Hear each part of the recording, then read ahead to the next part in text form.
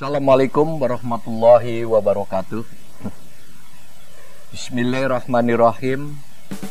Selamat berjumpa lagi dengan pemirsa di YouTube channel Berbagi Makna 7. Alhamdulillah, di pagi yang hari ini sangat membahagiakan dan kita bisa berjumpa lagi untuk berbincang-bincang yang dari sisi kami adalah ingin berbagi sesuatu yang sungguh sangat bermakna bagi kita semua, yang garis dasarnya adalah memaknai social value yang lebih bermaknanya lagi sebelumnya adalah memaknai hubungan sesama makhluk. Lebih khusus lagi adalah hubungan sesama manusia. Itulah yang disebut adalah social value. Lebih terkhusus lagi adalah hubungan antara seorang putra putri dan ibu. Oleh karena itu, dalam kesempatan yang berbahagia ini, kami dari channel Berbagi Makna 7 menyampaikan sebuah judul yang bernama Ibu. Yang pertama ingin kami sampaikan, kenapa ibu ini sangat penting dan sangat bermakna bagi kehidupan kita? Karena banyak sekali referensi-referensi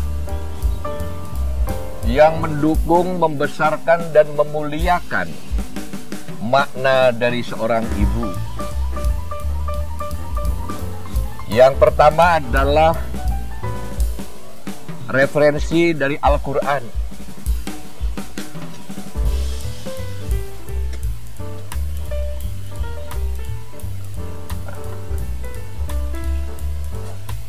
Jadi judulnya adalah Ibu.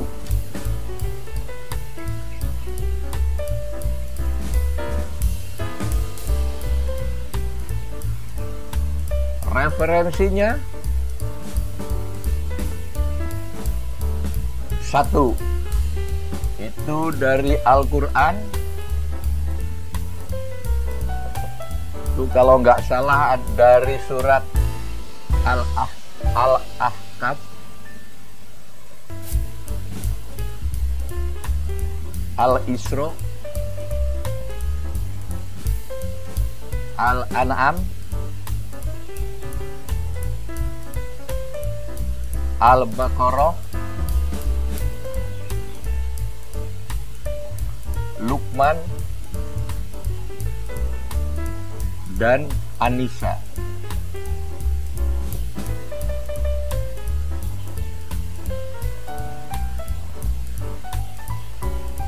Jadi yang pertama ingin saya sampaikan, bicara soal ibu, itu kita bicara soal referensi yang mana kita sebagai umat beragama, khususnya umat Islam, referensi kita yang pertama adalah Quran, yang kedua adalah hadis.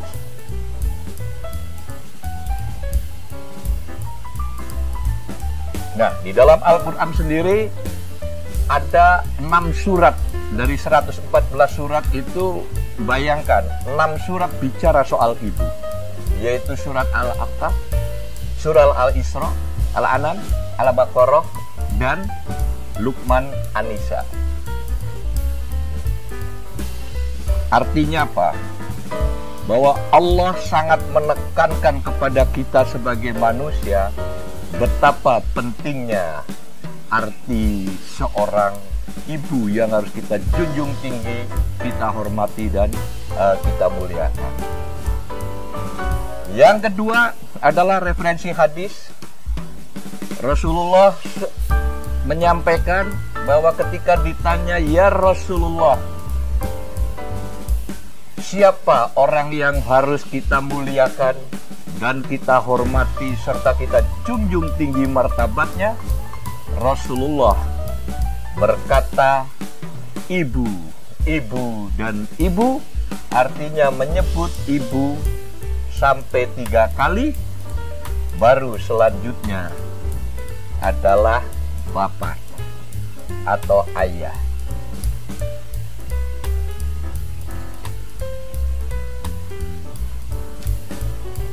Kenapa Rasulullah sampai menyebut ibu dengan 3 kali? Karena satu, yang mengandung ketika kita masih janin itu adalah seorang ibu. Ketika kita lahir ke dunia pun, yang melahirkan adalah seorang ibu.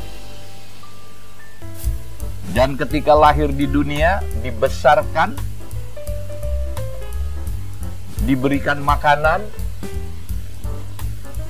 yaitu adalah air susu ibu. Air susunya seorang ibu. Makanya di dalam bicara soal ibu itu banyak sekali hal-hal kaitannya dengan menyusui.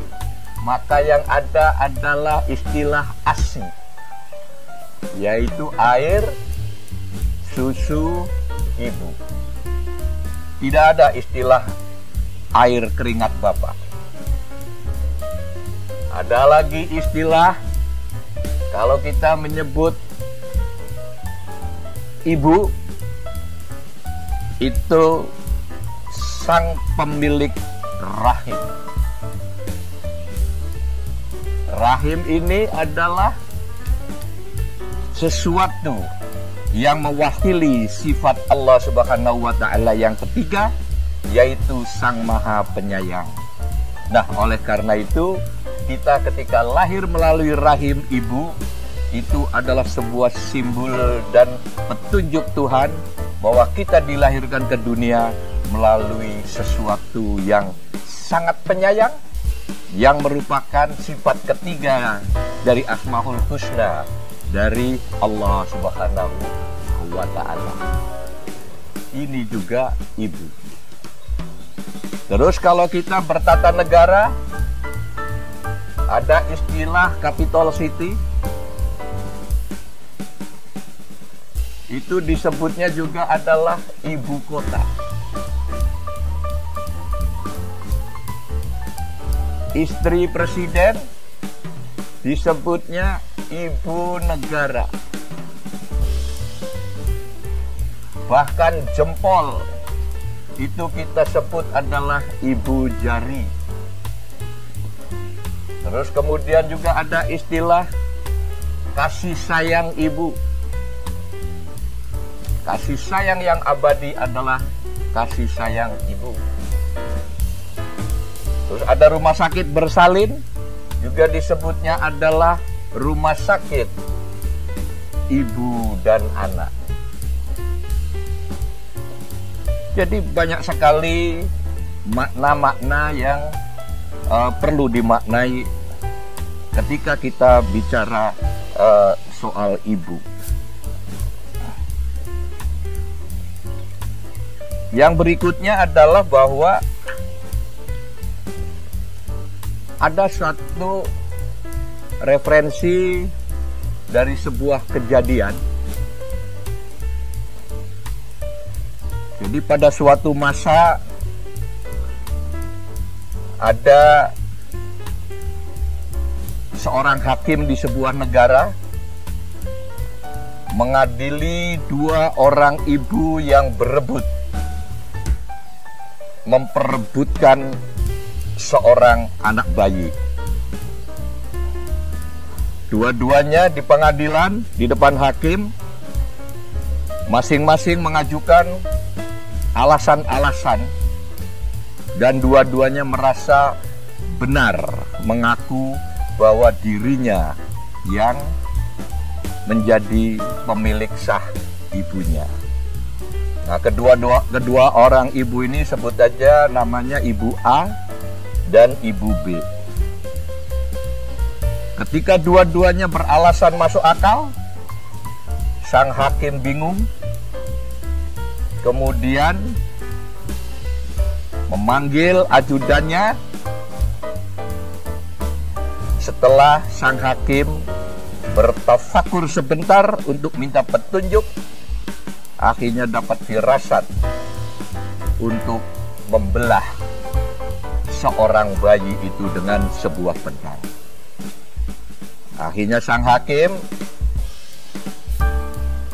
berujar, "Wahai ajudanku, tolong bawa pedang yang paling tajam di meja ini." Setelah pedang itu diletakkan di atas meja sang hakim, kemudian sang hakim berkata kepada dua orang ibu, "Wahai Ibu A, apakah ini betul kau yakin bahwa ini adalah lahir dari rahimmu?" "Ya, saya yakin, Pak Hakim." Tanya juga kepada Ibu B, "Wahai Ibu B, apakah betul bahwa bayi ini adalah keluar dari rahimmu?" "Betul, Yang Mulia." Nah, karena dua-duanya merasa menghaki atas bayi tersebut, maka akhirnya hakim melolos sebuah pedang dan mengatakan kepada dua orang ibu, "Baik, kalau kalian berdua merasa dua-duanya merasa punya hak atas bayi ini, maka bayi ini akan saya belah menjadi dua, sebelah untuk Ibu A dan sebelah untuk Ibu B. Bagaimana Ibu A dan Ibu B?" "Ibu A bagaimana?" "Setuju, Yang Mulia." Ketika sang hakim menanya kepada Ibu B, "Bagaimana Ibu B kalau bayi ini kita belah?" Langsung Ibu B datang ke meja sang hakim sambil menangis mengatakan, "Yang Mulia, saya sebagai seorang ibu punya naluri yang paling mendasar, yaitu sebuah kasih sayang yang tak terhingga. Oleh karena itu, saya tidak akan tega kalau melihat bayi yang keluar dari rahimku akan dibelah menjadi dua atas nama egoisme dari kami berdua. Oleh karena itu, Yang Mulia, saya tidak tega kalau bayi ini dibelah dengan pedangmu. Oleh karena itu, silahkan bayi ini berikan kepada Ibu A." Kemudian Pak Hakim mantuk-mantuk. Akhirnya pedang ini tidak jadi untuk membelah bayi, dan pedang ini dimasukkan lagi di dalam selong kosongnya dan ditaruh di atas meja lagi, sambil sang hakim mengatakan bahwa, "Wahai hadirin, dengan kejadian ini kita menyaksikan bahwa Ibu A tega kalau bayinya dibelah atas nama egoismenya, dan sang Ibu B tidak tega melihat bayi dibelah. Oleh karena itu, saya yakin dengan mengucapkan Bismillahirrahmanirrahim atas nama Allah yang pengasih dan penyayang, maka saya putuskan bahwa bayi ini miliknya Ibu B." Kemudian hadirin semuanya sujud menghormati keputusan sang hakim yang sangat adil, dan Ibu B pun mencium tangannya Pak Hakim dan mengucapkan terima kasih sambil menggendong bayinya keluar. Dan saking bijaknya Ibu B, begitu bayinya digendong mau keluar, maka sang bayi pun tangannya diambil untuk bersalaman mencium tangannya Ibu A. Setelah itu Ibu B pulang dengan membawa bayinya dengan perasaan yang sangat riang dan gembira dan sambil terharu. Dan kejadian ini harus menjadi pelajaran buat kita. Satu, betapa kasih sayangnya seorang ibu. Nah, wong kita aja sebagai orang tua, tidak hanya ibu, tapi bapak juga kalau melihat anaknya sakit, kalau bisa itu minta ke Allah agar penyakitnya dipindahkan ke kita sebagai orang tua. Jangankan melihat bayi dibelah. Inilah suatu nilai yang sangat bermakna tentang keberadaan seorang ibu. Kemudian selain ibu itu adalah pemilik rahim yang sangat fungsi utamanya melahirkan seorang bayi, seorang manusia menjadi kita-kita. Karena sifat rahim itu adalah sifat Allah yang ketiga dalam Asmaul Husna yang 99 sifat.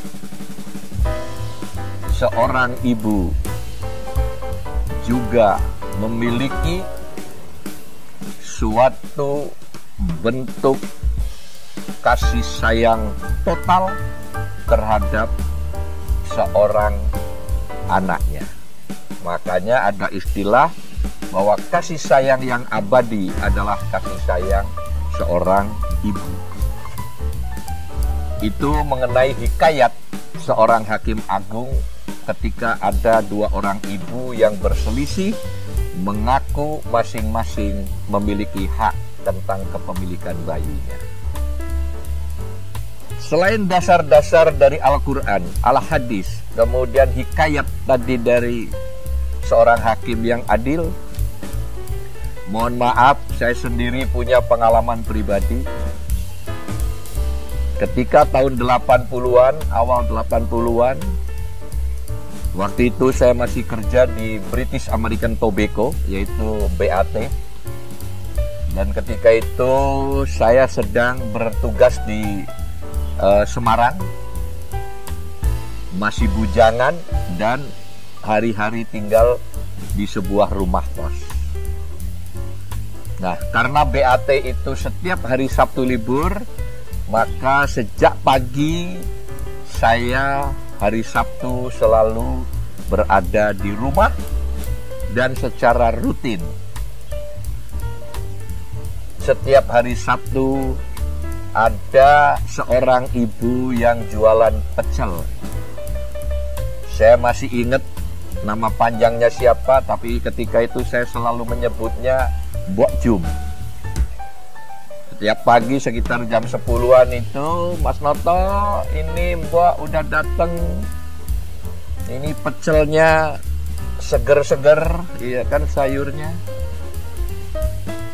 Kemudian sambil melayani saya untuk membungkus pecel, Mbok Jum ini berkata ke saya, Mas Noto, mohon maaf, Sabtu depan saya tidak jualan.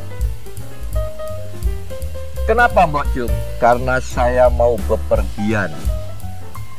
Dari mulai hari Jumat sampai Sabtu sampai Minggu selama 2-3 hari. Terus saya tanya, mau kemana Mbok Jum? Beliau menjawab, saya akan pergi keluar kota untuk mendampingi dan menyaksikan anakku yang diwisuda. Subhanallah. Langsung tenggorokan saya seret terharu dan saya nanya lagi, Mbok Jum, di mana wisudanya dan jurusan apa? Beliau mengatakan, Mas Noto, anak saya hari Sabtu akan diwisuda karena anakku lulus dari kedokteran. Mendengar kata kedokteran, saya nggak tahan, akhirnya Mbok Jum saya peluk rapat-rapat sampai saya pun lupa kedokterannya itu dari universitas mana. Perkiraan saya kalau Mbok Jum itu bilang akan keluar kota, mungkin kedokteran Gajah Mada, atau kedokteran UI, atau kedokteran Erlangga, atau kedokteran Unpad. Saya tidak tahu, tapi yang jelas bahwa seorang ibu dengan menabung rupiah demi rupiah bersama kegigihan semangatnya sampai anaknya menjadi seorang dokter. Inilah Bapak dan Ibu sekalian, hormatilah kasih sayang seorang ibu, karena tidak diragukan lagi bahwa kasih sayang seorang ibu adalah sebuah bentuk kasih sayang yang total. Hal lain mengenai pengalaman, saya sendiri mengalami pengalaman pribadi yang sangat mengharukan sekaligus indah, yaitu ketika saya mau masuk perguruan tinggi. Karena ibu kekurangan biaya untuk memberangkatkan saya ke Bandung ketika itu, maka ibu saya dengan rela dan ikhlasnya melepas gelang, kalung, dan perhiasan yang lain untuk dijual dan diberikan ke saya untuk bekal saya masuk ke perguruan tinggi. Jadi Bapak dan Ibu sekalian, betapa kita itu harus menjunjung tinggi kasih sayang ibu dan harus dimuliakan setinggi-tingginya. Jadi Bapak dan Ibu sekalian, hari ini sengaja di hari yang khusus saya ingin berbagi dengan Bapak dan Ibu sekalian, terutama pemuda-pemudi, lebih terkhusus lagi para mahasiswa dan pelajar. Hari ini kita bicara soal ibu. Nah, untuk jelasnya saya ingin mengulang supaya lebih firm. Jadi kita ngomong hari ini judulnya ibu. Sebelum kita mengatakan yang lain-lain, ada apa referensinya begitu hebatnya seorang ibu? Kita punya dua referensi. Yang pertama referensi Al-Quran, yang kedua referensi Al-Hadis. Nah, dari Quran ini minimal ada 6 surat. Tolong dikoreksi kalau salah. Tapi paling tidak seingat saya ada di surat Al-Ahqaf, surat Al-Isra, surat Al-An'am, surat Al-Baqarah, surat Luqman, dan surat An-Nisa. 6 surat bicara soal ibu dari 114. Jadi sekitar 6% dari jumlah ayat bicara soal ibu. Kemudian dari hadis, ketika Rasulullah ditanya, wahai Rasulullah, siapakah orang yang paling kita hormati, kita junjung tinggi, dan paling harus kita muliakan? Rasulullah menjawab, pertama ibu, yang kedua ibu, dan yang ketiga ibu. Baru setelah Rasulullah menyebut ibu 3 kali, kemudian menyebut bapak atau ayah. Nah, kenapa Rasulullah itu menyebut ibu sampai 3 kali? Karena yang mengandung kita ketika janin adalah seorang ibu.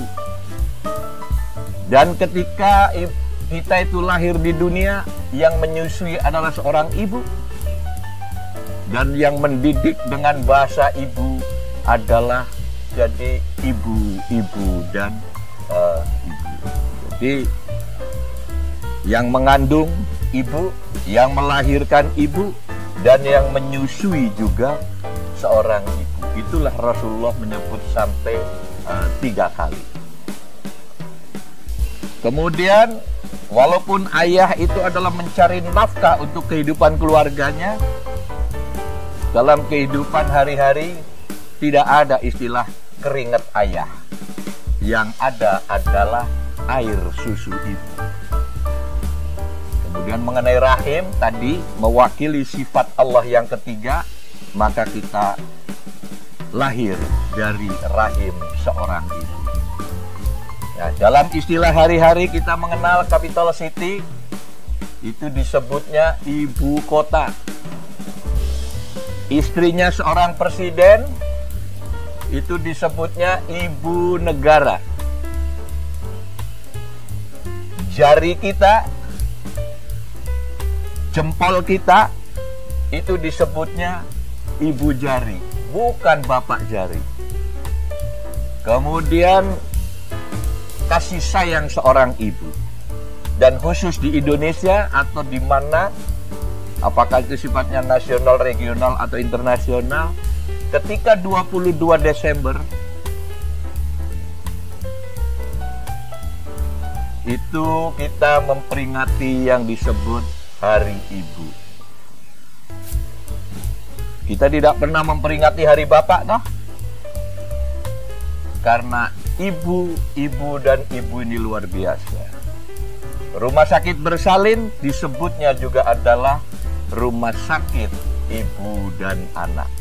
Kasih sayang yang abadi adalah kasih sayang yang dari sang ibu. Jadi itulah Bapak dan Ibu sekalian, betapa pentingnya kita menghargai dan menjunjung tinggi bahwa ibu adalah sesuatu yang sangat bermakna. Ada yang satu yang kelewat.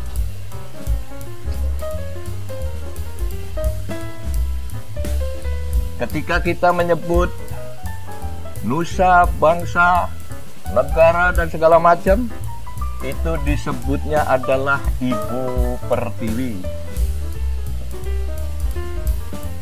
Tidak ada istilah Bapak Pertowo. Betul nggak? Yang ada adalah Ibu Pertiwi. Jadi sekali lagi, inilah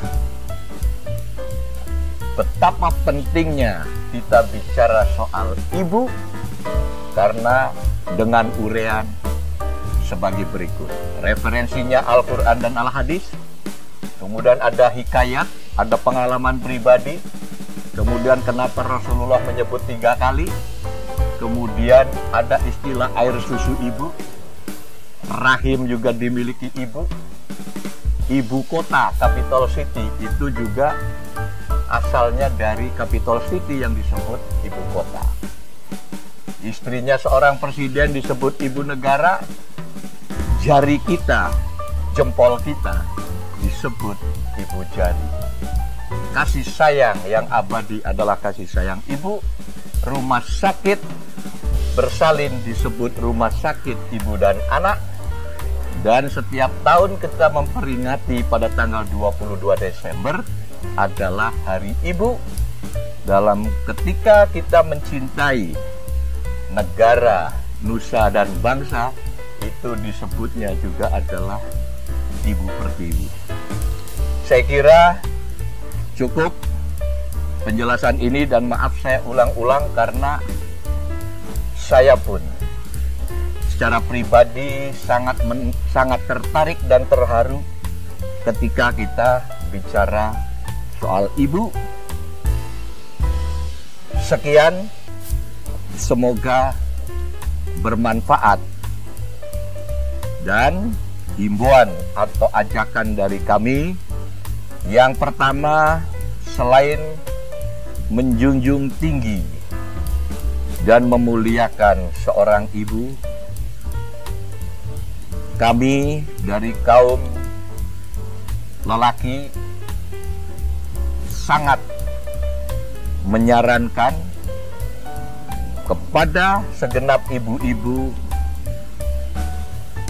jadilah ibu-ibu yang terus membangun dan menjaga karakter keibuan, terutama naluri dari seorang ibu ini harus terus dibangun dan dijaga agar Anda sebagai seorang ibu atau calon ibu-ibu kelak ketika membangun rumah tangga menjadi sosok seorang ibu yang sangat memiliki kasih sayang terhadap putra-putrinya untuk menjadi orang yang berguna bagi nusa bangsa dan agama, yang insya Allah kelak Anda dan putra-putri Anda akan menjadi insan-insan yang mendapat dari ridho Allah Subhanahu wa Ta'ala. Sekian, wassalamualaikum warahmatullahi wabarakatuh.